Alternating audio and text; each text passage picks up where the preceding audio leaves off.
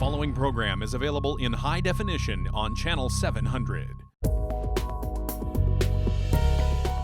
This program is designed and produced by the community with the support of TV Cogeco.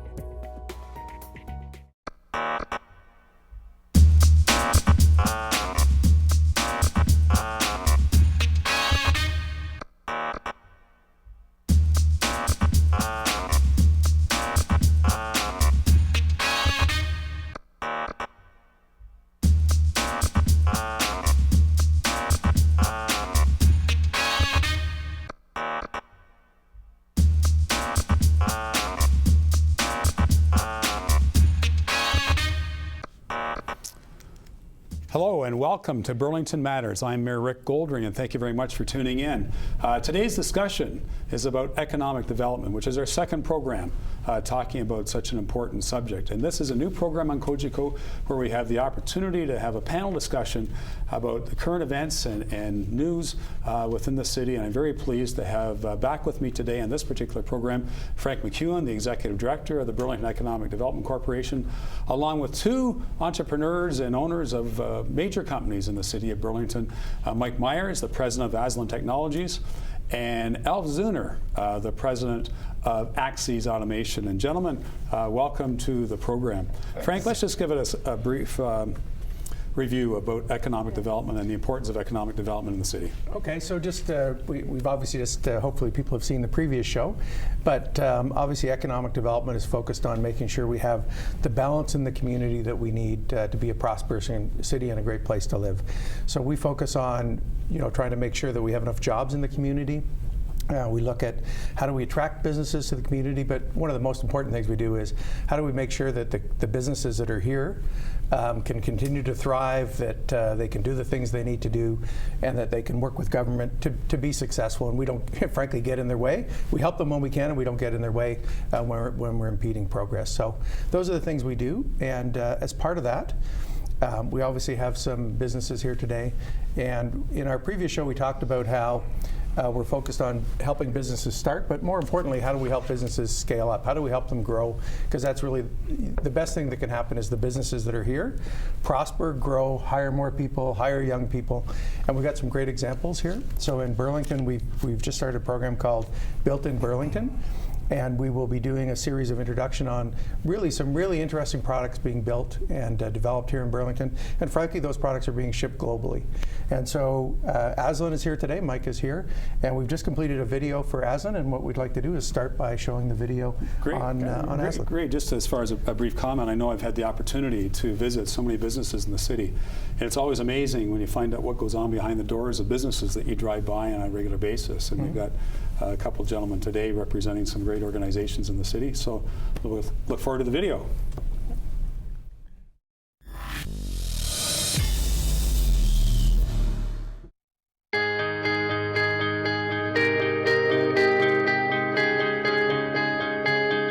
Aslan Technologies started 23 years ago, and we specialize in water, wastewater, and chemical injection type systems for industry and municipalities.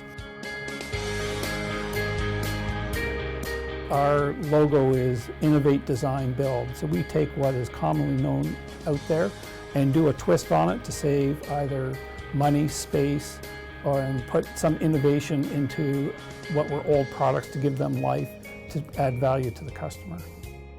We also do a lot of industrial equipment manufacturing for a number of large international corporations where they come to us with a design and a need, and we make it for them on their behalf. We have now exported to about 25 countries around the world. Some of the products include a water bagging system that is used both in a retail environment for the consumer in 1.5 liter bags, but it's also used for emergency relief applications.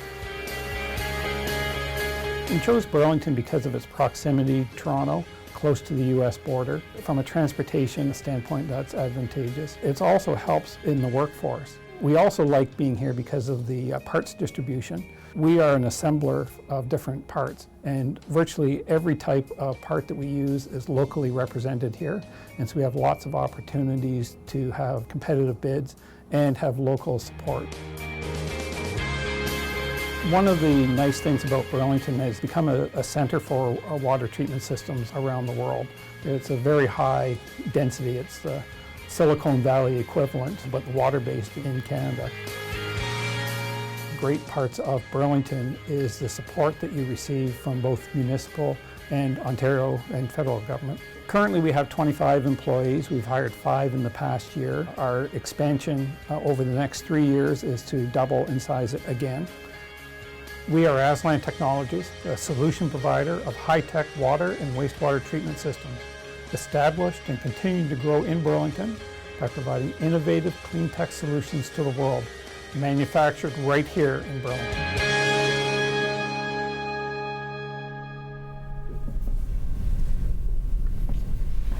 Welcome back.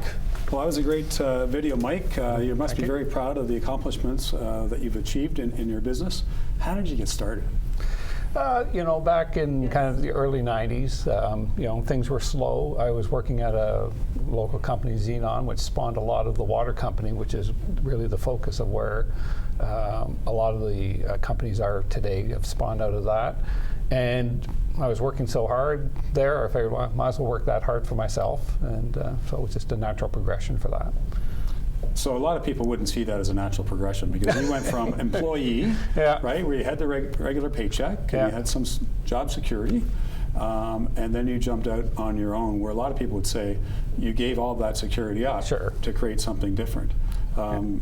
Tell us about that, the first 2 or 3 years of getting established. Oh, for sure. That is a difficult transition time, but it's one of those things that once you start on the path, you know, you're kind of motivated to keep going.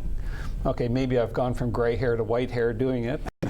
You know, it's certainly been worthwhile in that what I find is that if you put the effort out, you do get it back eventually. And you started in 1992. I did, yes. And here we are 23 years later. 25 employees. Yes. Did I hear in the video you have plans to increase that? Yeah, we over the next 3 years we should easily be able to double that. And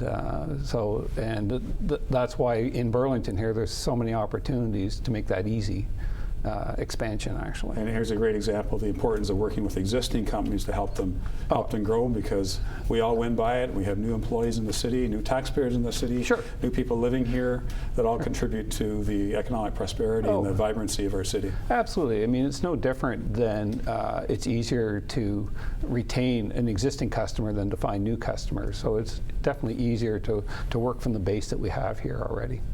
Alf, tell us about AXYZ Automation and how did you get started?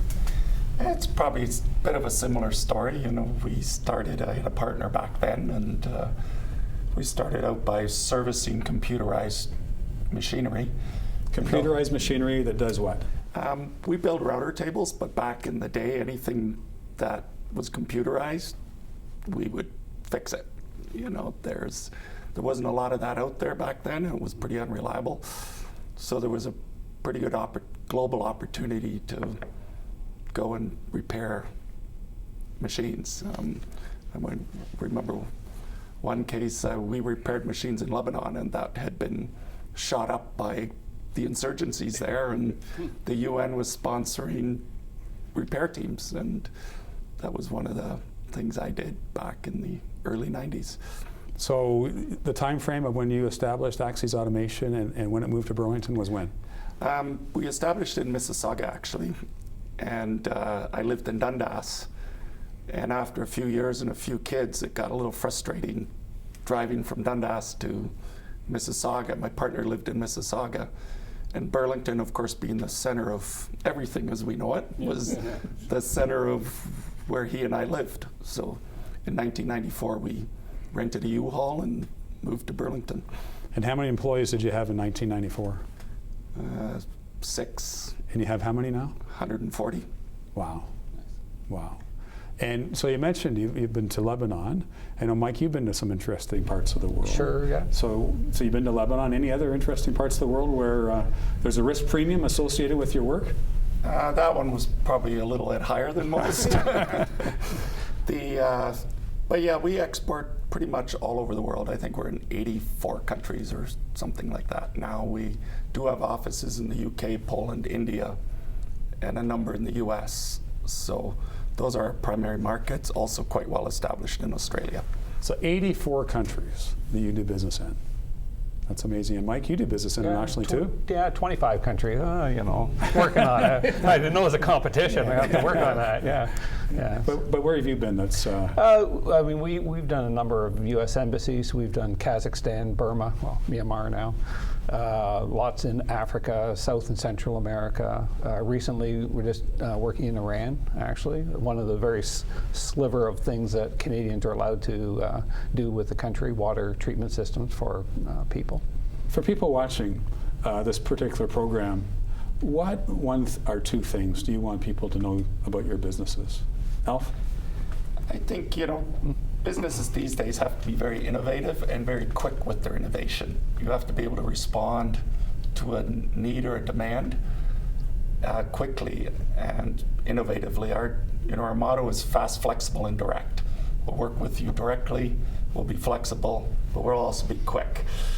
And I think these days, being quick is important. You can't just design a custom solution and then deliver it a year later. That just doesn't fly anymore. Mike, what are your thoughts? Well, again, not to lean on our slogan too much of innovate, design, build, but the water treatment industry, it moves slowly for a reason. You want security in the type of water source and treatment sort of thing. But there are innovations that you can do in that by being quick and responsive to the customer's needs, get their costs down and the speed up. It makes a huge difference. So how does Burlington and the region of Halton help you succeed? Well, for us, I mean, we have a fairly diverse workforce from project managers and engineers, welders, electricians, all of that sort of thing. You need a very wide variety of that. And the proximity of Burlington, we can draw from the Hamilton labor market, Burlington itself, and Toronto, and you get a different mix of people from there. Plus, the education systems that go with it, like Mohawk College has been a lot of people have come from there, McMaster University, and then from U of T and Ryerson. So being in the center, you get the access to all that great talent. If we're looking down the road in 3 years, and we're looking back, what has to have happened in the 3 years for you to look back and say you really had some great progress during that time frame? Alf?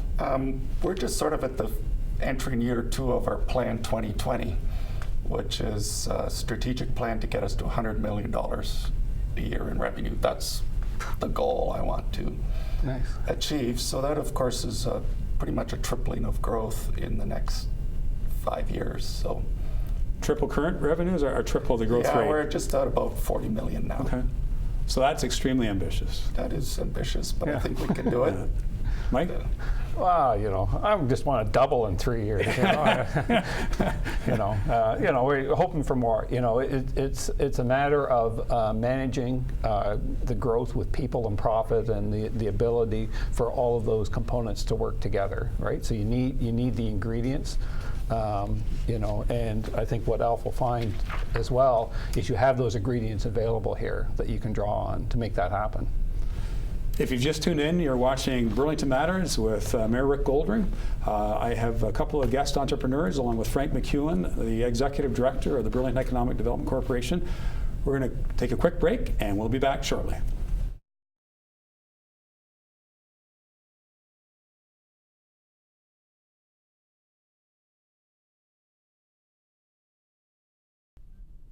Welcome back to Burlington Matters. I'm Mayor Rick Goldring, and with me today is Alf Zeuner, the President of AXYZ Automation here in Burlington, Mike Myers, the President of Aslan Technologies, and Frank McKeown, the Executive Director of the Burlington Economic Development Corporation. And we're talking about economic development in the city of Burlington. And Frank, in the first half of the program, we heard about some tremendously exciting expansion plans for Mike and Alf. What are some of the challenges that they might find going forward, and how can you help them? Well, thank you, Rick. You know, Alf talked about how fast they want to operate and what their motto is, and one of the things that we implemented in Burlington Economic Development was a strategy to operate at the speed of business. And I think what we heard here was, you know, we heard about a business that in a 4 or 5 year period is trying to go from, you know, 35 million in sales to 100 million in sales. And all kinds of things happen in a short period of time. Alf might need more parking spaces. You know, he might need to change his loading dock, and he needs to do it now. And we can't have processes that take years and years and years to solve those problems. And so cities really have to learn to be responsive in terms of how they set those policies up and in terms of how they approach these things. You know, here we have a company trying to grow, try to hire 50 people, trying to figure out how to get the parking going. We have to work with them quickly to help make those things happen. That's just a very simple example, because, you know, businesses have opportunities. They have to capitalize on them now. They really can't capitalize on them 3 years from now. The opportunity won't be there 3 years from now if they wait. So those are really important areas that cities have to learn to change to work their policies so we can be, we have to do our due diligence, but we've got to become adaptive and we've got to operate quicker. So there we got some example of challenges that BEDC and the City of Burlington, Region of Halton can help with. What do you see as far as some of the challenges in making this significant growth that you have planned for the next few years? What are some of the challenges that can get in your way? Actually, Frank hit on one. Our parking is loaded. We're actually renting parking spots from our neighbor. But so transportation is obviously an issue. Transportation links that are not just going from everywhere into Toronto is important. I know I've talked to Frank about some ideas of more direct express bus routes from the Stony Creek area into the Burlington area. That's vital to a company like us because like Mike was saying, the diversity of workforce these days is huge, and the education systems are there. All that stuff is there for us, but of course getting workers to our facilities in multi-shifts at different times of the day is actually a challenge. We're fortunate that the GO station's near where we are, so people come in with the GO bus or the GO train, but they have to walk about 1 kilometer, so in the winter we organize cabs for them. But of course the GO station at the other end is only in a couple of spots, so that's a great idea, and I'm looking forward to seeing some of that. Yeah, as Frank mentioned, we have about 35,000 people going back and forth between Hamilton and Burlington every day, representing the workforce that are going to each community. And in Burlington, we have about 50% of the people that are in the workforce that live in Burlington work in Burlington, but there are 50% that come from outside of the city. And I think everybody should be pleased to hear that both the city manager of Burlington and the city manager of Hamilton are having some discussions with the importance of creating a more seamless transportation system within cities of Hamilton and Burlington, because we are inextricably linked, and it's so important that we provide better connectivity going forward. What about some of the other challenges? I mean, in your market, I mean, what happens if there's a downturn in the economy? Do you factor that in your plans to almost triple by 2020? Absolutely. We don't anticipate it's going to be a straight line up. You know, right now the getting is good for sure. The U.S. economy is doing well in our world, and of course you take advantage of it. The dollar helps. The dollar helps. Of course, our input costs are mostly U.S. dollar based, so it is blunted by that, for sure. But of course, bringing in a bigger service element, more trained technicians, a lot more service type direction to the business, of course, is far more secure, because of course they might stop buying machines, but they won't stop fixing machines. Right. So that's a big part of our plan, is to improve the service. Any challenge recruiting the right people for those particular jobs? It is, it's work, but of course just building relationships with the educational facilities is what you do. Mohawk, McMaster, Sheraton, they're all around here. They've all got fairly aggressive and outward-looking programs for internships, apprenticeships, co-ops, and so on. So we just sort of jump on that bandwagon, and some work better than others. and but it works pretty well. So as the owner of a business and small business, relatively small businesses, you have to be a jack of all trades. So how do you balance all that? Because you have technical skills, you have sales skills, you have human resource issues, financial, obviously the finances to manage. How do you juggle all that? Yeah, some days you don't, right? That's the reality. Complain to your wife a lot. Yeah, if she cared, yeah. But the thing you have to do really is by having flexibility. When you're small, you can't have inertia, right? You have to have strength, but not the inertia behind you to hold you back to turn on the dime. So, for example, when things went south in 2008, we lost 60% of our business in 3 months, just gone, right? So if you don't have a diverse and flexible workforce, you can't adapt to that sort of thing because there's too much inertia. So that is one of the big things that helps. But also going forward, you have to look what things are going to become in your way. So for example, are there policies or things in your way that are going to prevent you from obtaining new land or a new building or whatnot? And that's one of the great things in Burlington is that there's still open land, there's still lots of opportunities, for me to move up into larger spots, which you don't have that opportunity in all locations. So throughout the year, how much time do you get off?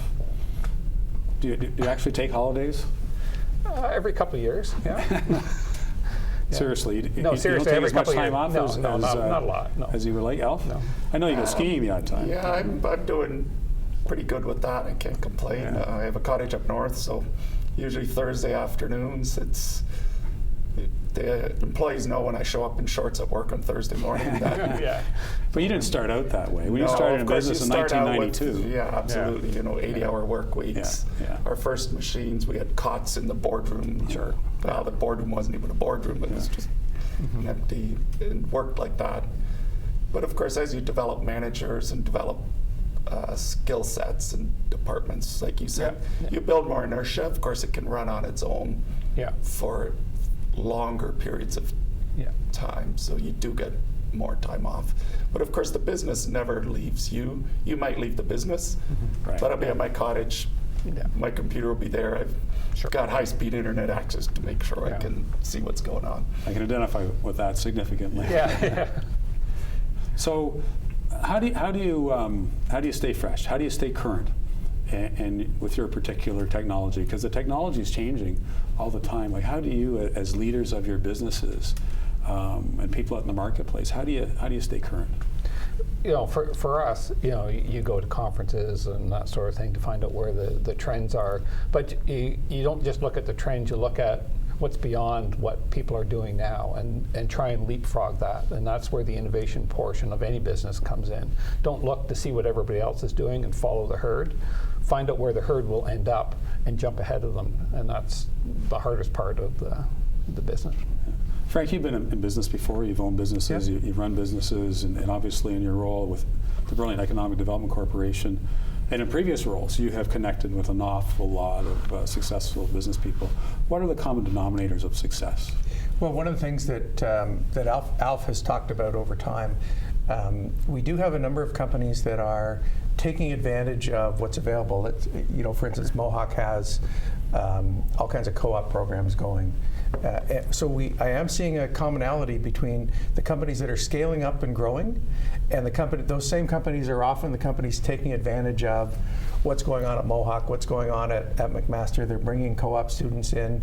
They might be doing little research projects at Mac or at Mohawk. So they're taking advantage of those opportunities to get new people into their organization and to look at other markets. The companies, again, that are succeeding often are looking at new markets. They are innovative.